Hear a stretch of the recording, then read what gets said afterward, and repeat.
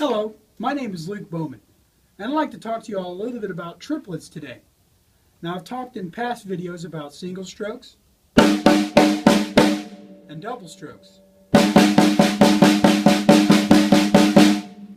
Now I'd like to talk to you all a little bit about triplets, and simply adding one more stroke to each side.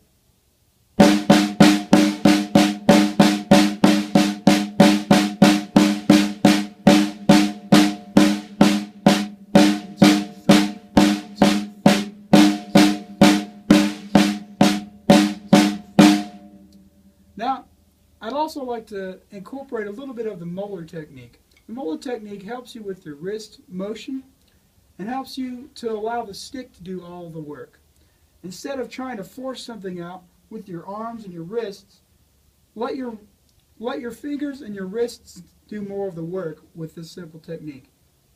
Now, I have talked about the push-pull method with double strokes in one of my previous videos. And the push-pull that I'm talking about is like this. So I'm pushing and I'm pulling back up to reset the stroke. Now with the triplet, you just add one more motion. So I'm pushing down and I'm pulling up those last two strokes. So coming down on the first stroke, and then as I'm pulling my wrist back up, I'm actually hitting the drum twice more.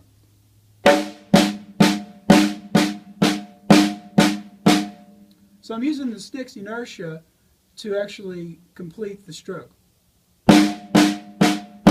See, if I was to hit and let go, the stick will continue flying back this way. So I'm pulling back down and pulling up to complete the stroke.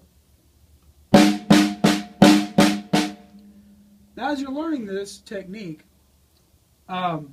it's good to lessen the the exaggeration of the stroke.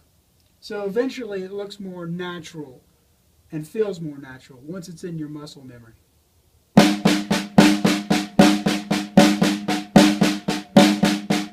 So once I got the idea, it's a little bit easier to complete the stroke. Now, I'd also like to expound on triplets. Now that you know triplets and you kind of understand that, I'd like to incorporate what's called a swish triplet.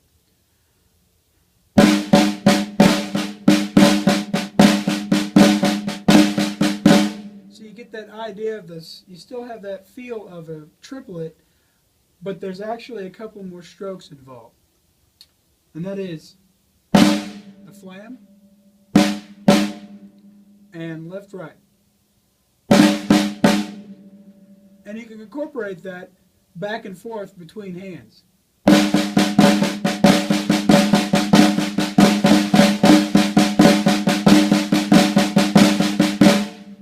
Now, hearing that on the actual drum set in a soloing type mode or around different parts of the drum kit, from toms to cymbals, staying on the snare or even the hi-hat, you get this flow that really works in a lot of jazz type situations where you're doing straight ahead jazz. The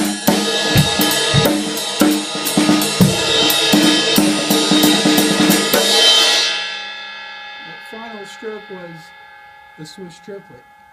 It really opens up a lot of ideas with gospel music as well. You might think, well, it's a little different, sounds a little different, but just like I did with the paradiddles, I like to mess around with the initial idea of the stroke, and not necessarily keep to, but mess with it and kind of extend it. You get that same idea, but it's not specifically just a swish triplet.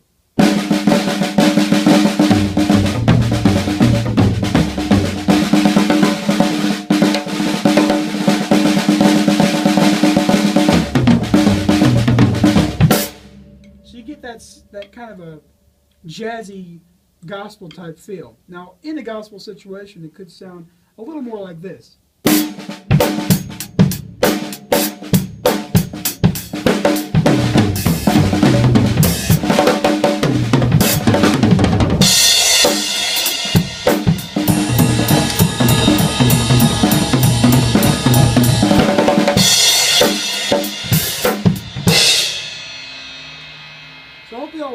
enjoyed learning about triplets and Swiss triplets today.